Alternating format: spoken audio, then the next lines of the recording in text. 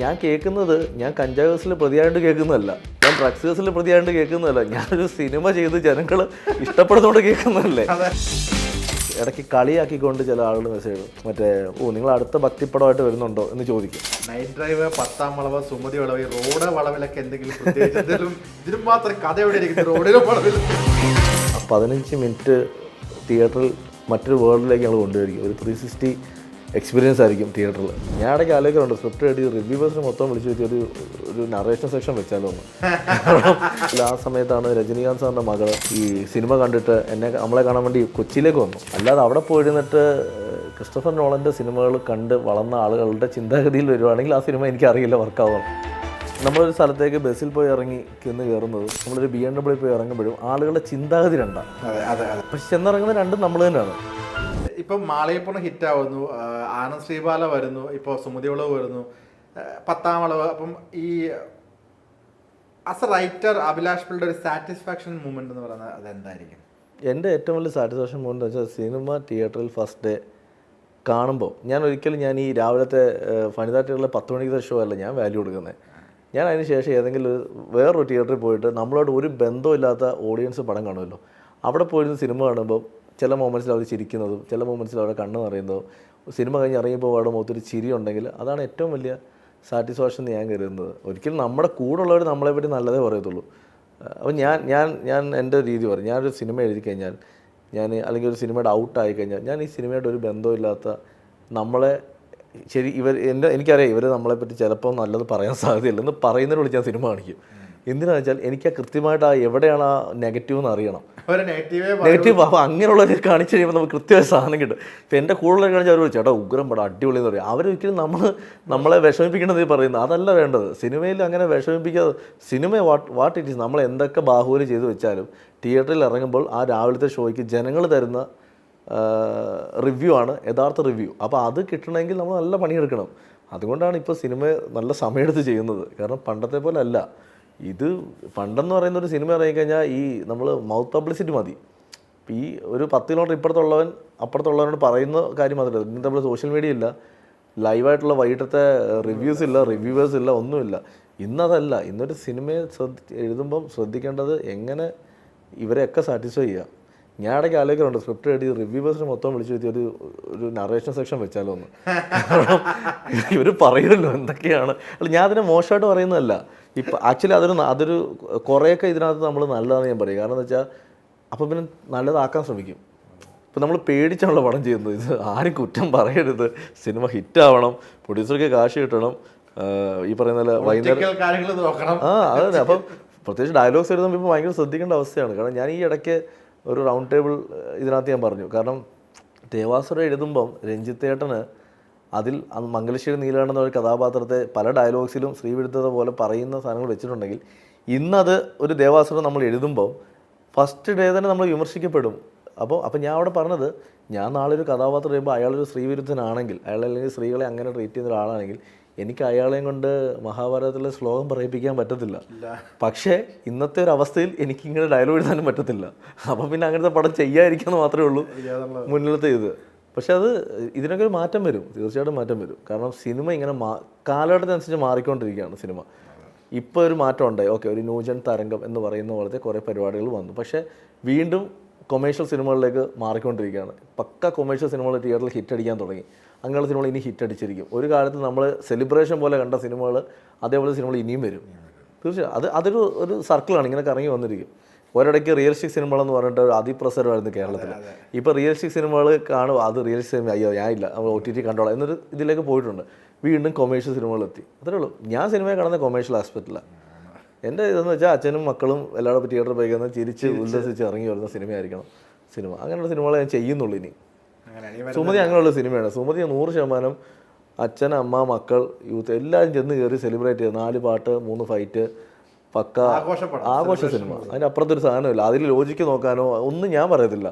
അത് ചെന്നിരുന്ന് എൻജോയ് ചെയ്ത് ഇറങ്ങിപ്പോരുക. പേപ്പറും പേനയും കൊണ്ട് പോയിട്ട് കുറ്റം എഴുതാൻ ഒന്നും നിൽക്കണ്ട. നമ്മൾ കാണുക, 2.5 മണിക്കൂർ ആഘോഷത്തോടെ ഇറങ്ങിപ്പോവുക. അത്രയുള്ള ആ സിനിമ. ഈ നൈറ്റ് ഡ്രൈവ്, 10-ാം വളവ്, സുമതി വളവ്, ഈ റോഡ് വളവിലൊക്കെ എന്തെങ്കിലും പ്രത്യേകിച്ച് എന്തെങ്കിലും ഇതിനും മാത്രം കഥ എവിടെ ഇരിക്കുന്നത് റോഡിലും വളവിൽ? അല്ല അതേ പറഞ്ഞു, നമ്മൾ യാത്ര ചെയ്യുമ്പോൾ ഈ കഥകൾ മൊത്തം കിട്ടുന്നത്. അപ്പോൾ പലപ്പോഴും ഈ കഥകൾ നടന്ന റോഡിലാണ്, അതായിരിക്കും മേ ബി. നൈറ്റ് ഡ്രൈവ് ശരിക്കും ബാംഗ്ലൂർ എൻ്റെ സുഹൃത്തിൻ്റെ ലൈഫിൽ നടന്ന റിയൽ ഇൻസിഡൻ്റ് ആണ്. മാളിയപ്പുറം ഇതേപോലെ തന്നെ റിയൽ ഇൻസിഡൻ്റ് ആണ്. 10-ാം വളവ് റിയൽ ഇൻസിഡൻ്റ് ആണ്. സുമതി വളവ് റിയൽ ഇൻസിഡൻ്റ് ആണ്. സുമതി റിയൽ ഇൻസിഡൻ്റ് ആണ്. പക്ഷെ അതിനെ നമ്മൾ കുറച്ച് ട്രിവാൻഡ്രം സുമതി വളവിൻ്റെ ആ കണ്ടന്റ് മാത്രമേ എടുത്തിട്ടുള്ളൂ. അതിൻ്റെ ബാക്ക് സ്റ്റോറിയോ അതൊന്നും നമ്മൾ ഷൂട്ട് ചെയ്തിരുന്നത് പാലക്കാടാണല്ലോ. സുമതി വളവ് എന്നുള്ള കൺസെപ്റ്റ് ഉണ്ടല്ലോ, ഇതുവഴി യാത്ര ചെയ്താൽ കുറച്ച് അമാനുഷികമായ കാര്യങ്ങൾ നമ്മൾ ഫേസ് ചെയ്യും എന്നൊരു ആ കൺസെപ്റ്റ് മാത്രം എടുത്തിട്ട് നമ്മളൊരു കഥയിലേക്ക് പ്ലേസ് ചെയ്തിരിക്കുകയാണ്. അപ്പോൾ അതിന് പക്ക കൊമേഴ്ഷ്യലായിട്ട് ഒരു കൂട്ടം യങ്സ്റ്റേഴ്സിനെ വെച്ച് ഷൂട്ട് ചെയ്തേക്കാം. എനിക്ക് തോന്നുന്നു ഏറ്റവും കൂടുതൽ ഈ നമ്മൾ കളിയാക്കി പറയും നെപ്പോ കിഡ്സിൻ്റെ സിനിമ എന്ന് വേണമെങ്കിൽ പറയാവുന്നൊരു പടമാണ് സുമതിയുള്ളൂ. അതായത് അർജുൻ അശോകൻ്റെ മകൻ, മുകേഷേട്ടൻ്റെ മകനുണ്ട്, ഗോകുൽ സുരേഷ് ഗോപിയുണ്ട്, സിദ്ധാർത്ഥ് ഭരതനുണ്ട്, ശ്രീധർ വിജയനുണ്ട്. ആർട്ടിസ്റ്റ് സൈഡിൽ ഇത്രയും പേരുണ്ട്. ടെക്നീഷ്യൻ സൈഡിൽ ഡയറക്ടർ വിഷ്ണു ശശിശങ്കർ സാറിൻ്റെ മകൻ, ഗിരീഷ് പുത്തഞ്ചേരി സാറിൻ്റെ മകൻ ദിൽജിത്ത് ലിറിക്സ് എഴുതുന്നുണ്ട്, MG രാധാകൃഷ്ണൻ സാറിൻ്റെ മകൻ രാജാകൃഷ്ണൻ ചേട്ടനാണ് മിക്സിങ് ചെയ്യുന്നത്. അപ്പോൾ ഒരു കൂട്ടം ലെജൻസിൻ്റെ മക്കൾ റീയൂണിയൻ ചെയ്യുന്നൊരു സിനിമയാണ് ഇത്. ഇനി ഇതല്ലാതെ കുറേ ആർട്ടിസ്റ്റുകൾ വേറെ. ശരിക്കും ലൊക്കേഷൻ ഭയങ്കര സെലിബ്രേഷൻ ആയിരുന്നു. 86 ദിവസത്തോളം ഞങ്ങൾ ഷൂട്ട് ചെയ്തു. ഭയങ്കര ആഘോഷമായിരുന്നു. അതും അതിൽ 45 ദിവസം രാത്രിയാണ് ഷൂട്ട് ചെയ്തിരിക്കുന്നത്. കാട്ടിനുള്ളിൽ ഫോറസ്റ്റിലാണ് ഫുൾ ഷൂട്ട് ചെയ്തിരിക്കുന്നത്. അതൊരു എക്സ്പീരിയൻസ് ആയിരുന്നു. എൻ്റെ ലൈഫിൽ ഏറ്റവും വലിയ എക്സ്പീരിയൻസ് സിനിമയാണ് സുമതിയോളം. അത് മറക്കാൻ പറ്റാത്ത എക്സ്പീരിയൻസാണ്.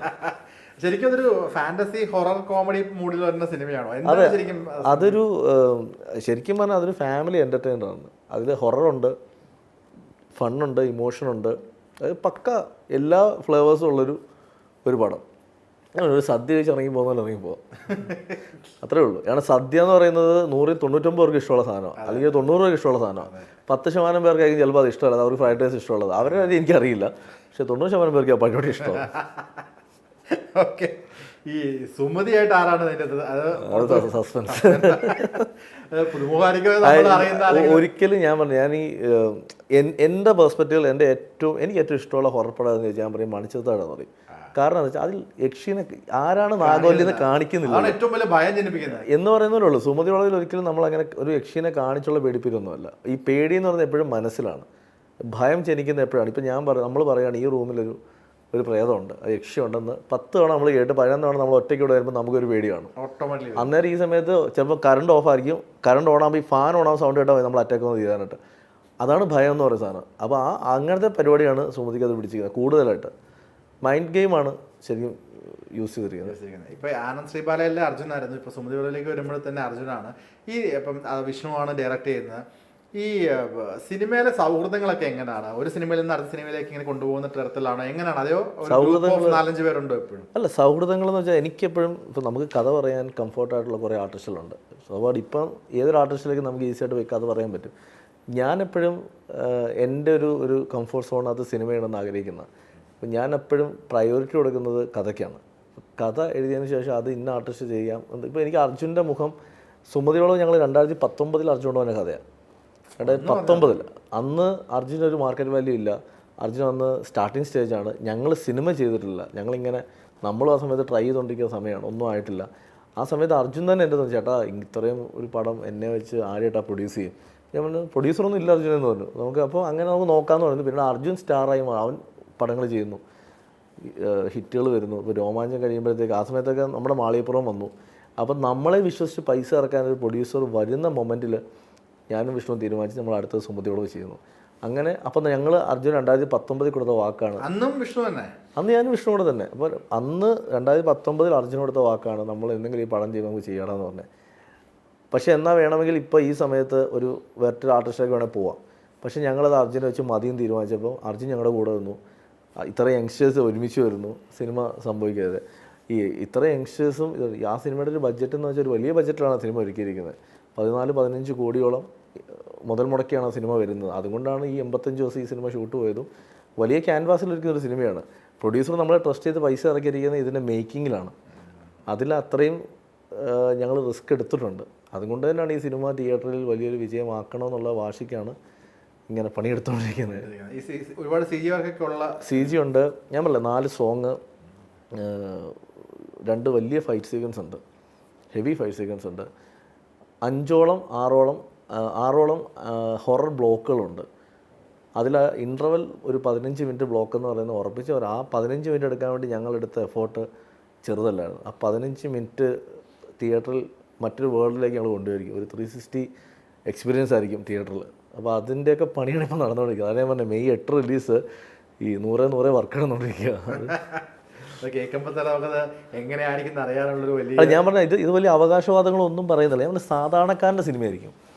അപ്പോൾ ഞാൻ പറയുന്നത് സാധാരണക്കാരെന്ന് ഉദ്ദേശിക്കുന്നത് പൈസയോ മറ്റു കാര്യമല്ല ഞാൻ പറയുന്നത്. സിനിമ ഇഷ്ടപ്പെട്ട് 2.5 മണിക്കൂർ മറ്റെല്ലാം മാറ്റി വെച്ച് എനിക്കൊന്ന് എൻജോയ് ചെയ്യണം എന്ന് കരുതി പോകുന്നവൻ്റെ സിനിമയാണ് സുമതിയുള്ളത്. അല്ലാതെ അവിടെ പോയിരുന്നിട്ട് ക്രിസ്റ്റഫർ നോളൻ്റെ സിനിമകൾ കണ്ട് വളർന്ന ആളുകളുടെ ചിന്താഗതിയിൽ വരുവാണെങ്കിൽ ആ സിനിമ എനിക്കറിയില്ല വർക്കാവുന്നു. അതെ, അത് പറയുന്നവരോട് ഞാൻ പറയുന്നത് എനിക്കറിയില്ല. കാരണം എനിക്ക് അങ്ങനത്തെ സിനിമകൾ കാണാൻ ഇഷ്ടമാണ്. നമ്മളുടെ ആവശ്യം അതല്ല.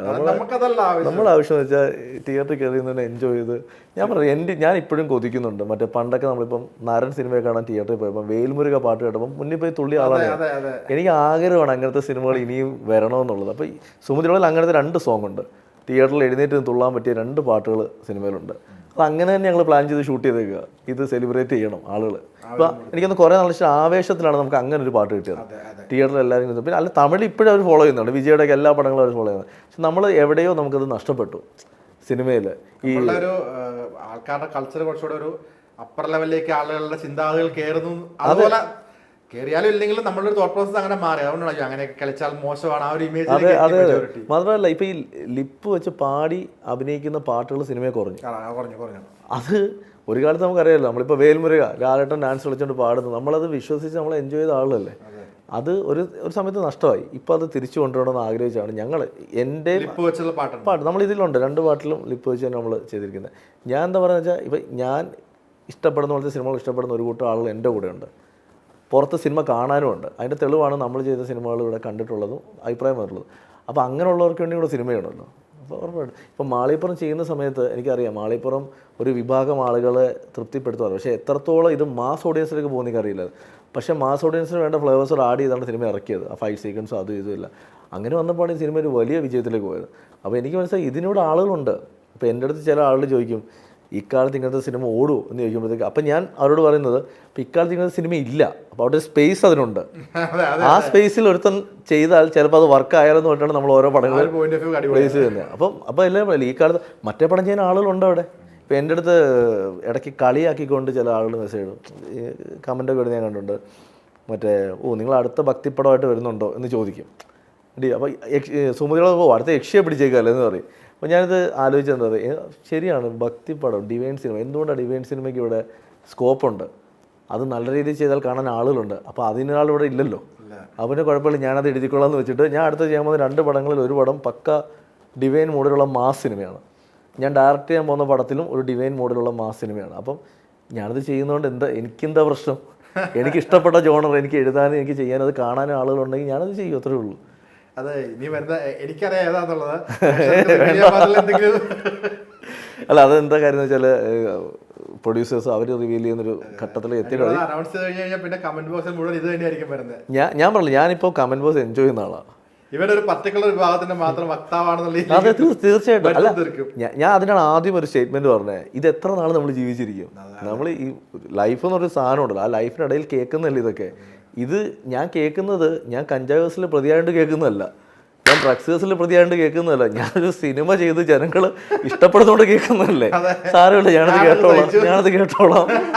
അപ്പോൾ ഇതിൽ ഞാൻ പേടിക്കേണ്ട ആവശ്യമില്ല. ഇപ്പം ഞാൻ മാളികപ്പുറം സിനിമ ചെയ്തു, ഭക്തിപ്പടം ചെയ്തു, കുറേ ആളുകൾക്ക് അത് ഇഷ്ടപ്പെട്ടു, കുറച്ച് ആൾക്ക് ഇഷ്ടം. കുറച്ച് ഇഷ്ടപ്പെടാത്തവർ എന്നെ ഇത് പറയുമ്പം എനിക്കവിടെ നാണം കണ്ട ആവശ്യമില്ല. കാരണം ഞാൻ ഇന്നും ഒരു സ്ഥലത്ത് ചെല്ലുമ്പം ഒരു എഴുത്തുകാരൻ എന്നെ റിയലൈസ് ചെയ്ത് വന്ന് സംസാരിക്കുന്ന അമ്മമാരുണ്ട്, കുട്ടികളുണ്ട്. എനിക്ക് എന്നും രാത്രിയിൽ 9 മണിക്കും 10 മണിക്കും അഭിലാഷങ്ങളെ ഗുഡ് നൈറ്റ് എന്നൊരു മെസ്സേജ് അയക്കുന്ന ഒരു 10-20ഓളം കുട്ടികളുണ്ട് വാട്സപ്പിൽ.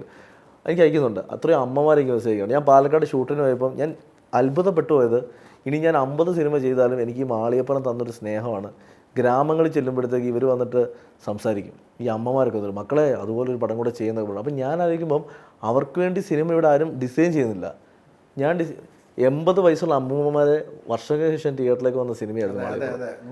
അപ്പം ഞാൻ തീർച്ചയായിട്ടും ഞാൻ ഭയങ്കര ഇമോഷണലി ചിന്തിക്കും. ഞാൻ എൻ്റെ ഭയങ്കര ഫാമിലി ഓറിയൻറ്റഡ് ജീവിച്ചൊരു മനുഷ്യനാണ്. അതായത് എൻ്റെ അമ്മ, അമ്മൂമ്മ അല്ലെങ്കിൽ വല്യമ്മൂമ്മ ഇതെന്ന് പറയുന്നത്. അപ്പോൾ എനിക്ക് ആഗ്രഹം വെച്ചാൽ ഇവരൊക്കെ വന്ന് സിനിമ കാണുമ്പം ഇഷ്ടപ്പെടണം. അപ്പോൾ ഞാൻ എൻ്റെ സിനിമകളൊക്കെ, അപ്പോൾ ഈ സുമതി വളവ് തീർച്ചയായിട്ടും അവർക്കുള്ള സിനിമയാണ്. ഈ പറയുന്ന പോലെ മറ്റേ കോഞ്ചറിങ്ങിനകത്ത് വന്ന് പേടിപ്പിക്കുന്ന പോലത്തെ തിയേറ്ററിൽ നിന്ന് അറ്റാക്ക് വിടുന്ന പരിപാടിയൊന്നുമല്ല സുമതി വളവ് ചെയ്തിരിക്കുന്നത്. അത് ഫണ്ണും ഇമോഷനും ഹൊററും എല്ലാം മിക്സ് ചെയ്തിട്ടുള്ള പരിപാടിയാണ്. അപ്പോൾ തിയേറ്ററിൽ നിന്ന് കാണുന്നവൻ അത് എൻജോയ് ചെയ്യത്തേ ഉള്ളൂ. ഒരിക്കലും അത് കുട്ടികൾക്കൊക്കെ കാണാൻ പറ്റുന്ന സിനിമയാണ്. ഇപ്പോൾ രോമാഞ്ചം കുട്ടികൾ ഒരുപാട് കണ്ടു.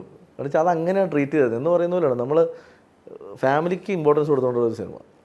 ഞാൻ ഭയങ്കര എക്സൈറ്റഡ് ആണ് സുമതി വളവിനെ പറ്റി പറയുമ്പോൾ. ഞാൻ എക്സൈറ്റ്മെൻറ്റ് പറയാൻ കാരണം എനിക്കത് ഭയങ്കര ഇഷ്ടമാണ് സിനിമ. എനിക്ക് എൻ്റെ ഇഷ്ടത്തിനോട് മാച്ച് ചെയ്ത് നിൽക്കുന്ന ഒരുപാട് പേരുണ്ടെന്ന് എനിക്കറിയാം.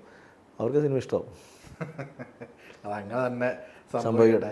ഈ മാളികപ്പുറം എൻ്റെ മകൻ ആദ്യമായിട്ട് തിയേറ്ററിൽ വന്ന് ഞാൻ കൊണ്ടുപോയ പടമാണ് മാളികപ്പുറം.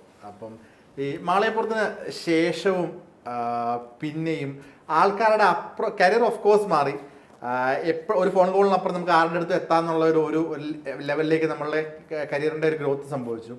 ഈ ആളുകളുടെ ഒരു അപ്രോച്ച്, പ്രത്യേകിച്ച് ഇൻഡസ്ട്രിക്കകത്ത് അതുവരെ നൈറ്റ് ഡ്രൈവ് ചെയ്തു, ഓക്കെ ഓഫ് കോഴ്സ് മറ്റേ കടാവർ ചെയ്യുന്നു, പിന്നെ വരുന്നത് 10-ാം വളവ് ചെയ്യുന്നു. ഇതൊക്കെ ഒന്ന് ബമ്പർ ഹിറ്റ് സിനിമകളെന്ന് നമുക്ക് പറയാൻ പറ്റില്ല. എന്നാൽ ഓക്കെ, മോശമല്ലാത്ത സിനിമകളാണല്ല. അതുവരെ കണ്ട ഒരു അപ്രോച്ചും മാളികപ്പുറത്തിന് ശേഷം ആളുകളിൽ നിന്ന് വരുന്ന ഒരു അപ്രോച്ച് തമ്മിലുള്ള വ്യത്യാസം ഉണ്ടെന്നെങ്കിലും? അല്ല, വലിയ വ്യത്യാസമുണ്ട്.